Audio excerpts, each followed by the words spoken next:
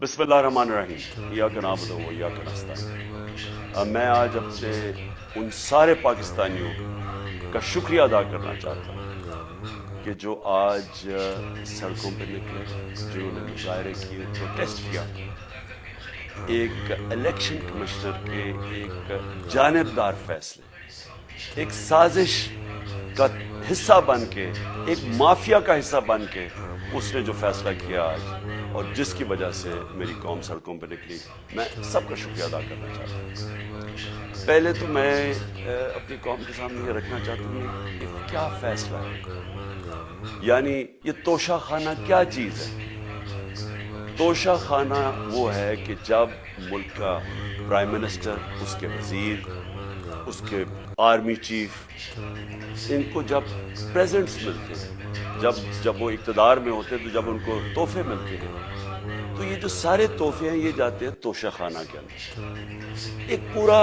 Record ادھر قائم کیا جاتا ہے۔ اس توشہ خانہ سے ایک قانون کے تحت آپ فیصلہ کر سکتے ہیں کہ میں ایک آدھی قیمت، ہمارے دور میں آدھی قیمت ہم دے کے ہم وہ خرید سکتے ہیں وہاں سے۔ سارا ریکارڈ اس کا ہے پڑا ہوا توشہ خانہ میں۔ تو یہ جو کیس اس نے کیا ہے، یہ جو کیس کے اوپر فیصلہ دیا، میں آپ ساری قوم کے سامنے اب یہ کہنا چاہتا ہوں کہ جب بھی، اور انشاءاللہ ہم اب جا رہے ہیں عدالت میں آج سب کے سامنے کہنا چاہتا ہوں کہ یہ عدالت کے اندر کیس جائے گا اور اس میں ایک چیز غیر قانونی نہیں نکلے گی، کیونکہ سارا ریکارڈ اویلیبل ہے۔ اور جنہوں نے قانون توڑا ہے، توشہ خانہ کا قانون کس نے توڑا ہے؟ آصف زرداری نے اور نواز شریف نے۔ کیسے توڑا ہے؟ انہوں نے 4 مہنگی گاڑیاں اس توشہ خانہ سے نکالی۔ قانون یہ کہتا ہے کہ آپ گاڑیاں نہیں نکال سکتے، مجھے بھی ملی تھی۔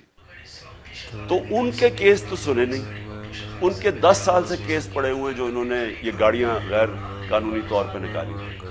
اور وہ جو کہ سارے میرے وکیل نے آج قوم کے سامنے بتایا کہ سارا ریکارڈ اویلیبل ہے، اس کے اوپر اس نے یہ فیصلہ کیا۔ تو پہلے تو ہم جائیں گے انشاءاللہ عدالت، لیکن میں اس الیکشن کمیشنر کے اوپر اپنی قوم کے سامنے اس کا ذرا اصلیت رکھنا چاہتا ہوں۔ یہ وہ آدمی ہے جو پچھلے 2.5 سال سے ہمارے خلاف فیصلے دے رہا ہے۔ 8 یا 9 دفعہ اس نے ہمارے خلاف فیصلہ دیا، ہم عدالت میں گئے اور عدالت نے اس کے فیصلے اوور ٹرن کر کے ہمارے حق میں فیصلے دیے، کیونکہ اس کے جو فیصلے تھے وہ غیر جانبدار نہیں تھے۔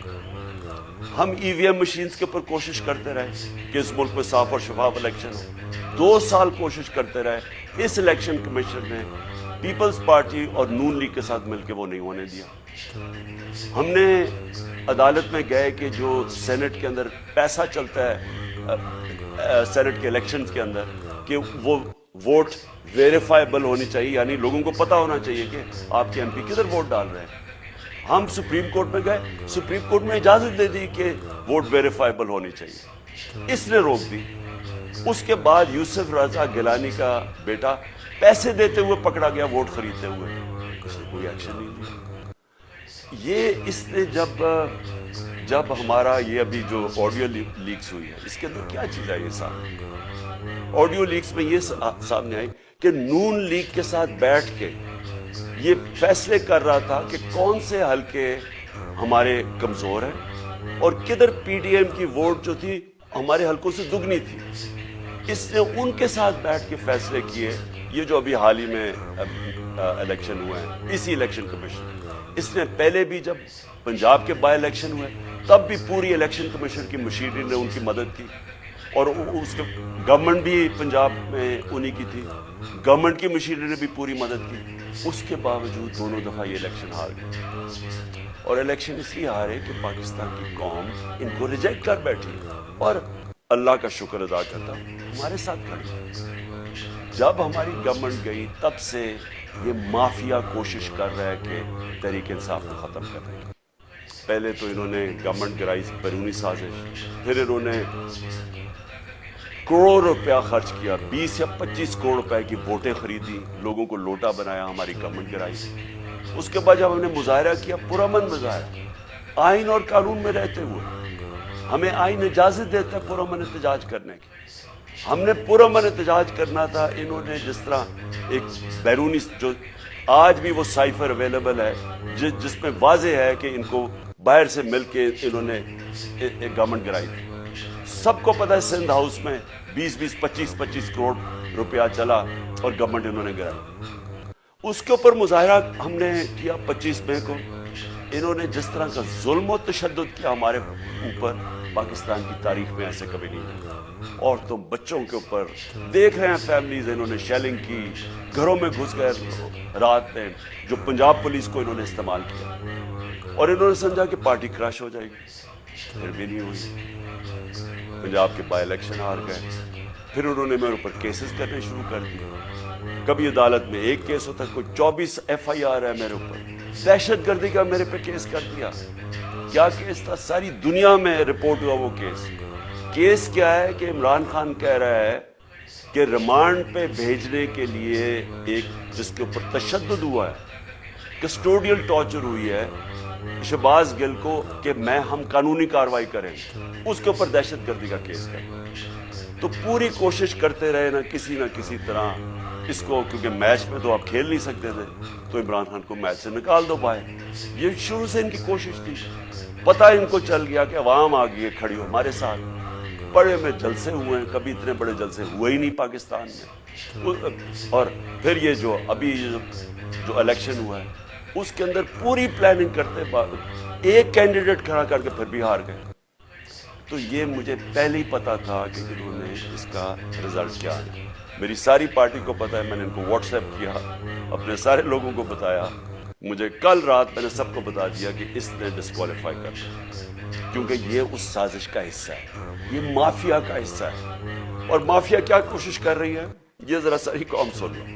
جو پاکستان کی سب سے بڑی پارٹی ہے, جو فیڈرل پارٹی ہے, باقی پارٹیز تو اب صوبائی پارٹیز رہ گئی ہیں, چھوٹی سکڑ کے ہو گئی ہیں فیملی پارٹیز.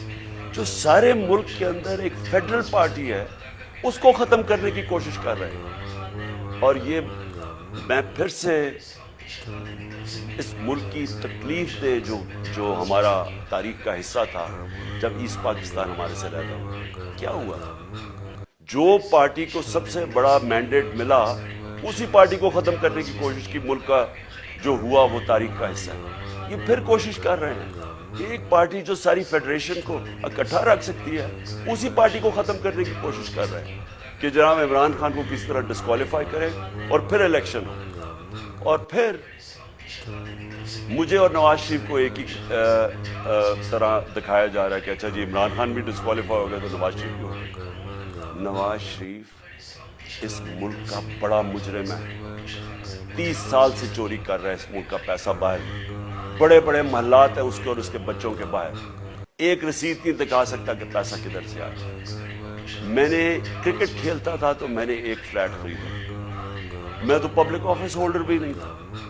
34-35 سال پہلے میں نے فلیٹ خریدا جب کرکٹ کھیلتا تھا. اس کے باوجود میں نے 8 مہینے عدالت کے اندر ایک رسید بتائی کہ مجھے کدھر سے انکم آئی, کدھر سے آمدنی آئی, اور باہر سے حلال کے پیسے کی میں نے جو خرچہ جو خریدا فلیٹ اس کو جب بیچا بینک کے تھرو پاکستان میں پیسہ لے کے آیا, اپنے ملک میں پیسہ لے کے آیا. اس کی بھی منی ٹریل تھی. عدالت نے مجھے صادق اور امین کہا, اور مجھے مقابلہ اس آدمی سے کر رہے ہیں جو اربوں روپے کی پراپرٹیز لے کے بیٹھا ہوا ہے. کبھی کوئی جھوٹ بولتا ہے کہ جی مجھے قطری کھاد کے جی قطری نے پیسے دے دیے, کبھی وہ کہتا ہے یہ ہیں وہ ذرائع, وہ فیل ہو جاتا ہے. وہ بیٹی کہتی ہے میرے لندن تو چھوڑو پاکستان میں کوئی پراپرٹی نہیں, اور پھر پراپرٹی نکلا. یعنی جو بتا ہی نہیں سکتے کہ اس ملک سے باہر اربوں روپے کی پراپرٹیز ہے, اور اس کو اور میرے ساتھ کر رہے ہیں کہ جی اب دونوں ڈسکوالیفائی ہو گئے. اور جو سب سے شرمناک چیز کیا کہ جس آدمی کی ساری پراپرٹی سب پاکستان سب ڈکلیئرڈ اپنے نام پہ, اس کو ڈسکوالیفائی کر رہے ہیں, اور یعنی میچ سے باہر رکھنے کی کوشش کر رہے ہیں. اور کن کو اس ملک میں بچایا جا رہا ہے؟ اس ملک کے بڑے بڑے مجرم جن کی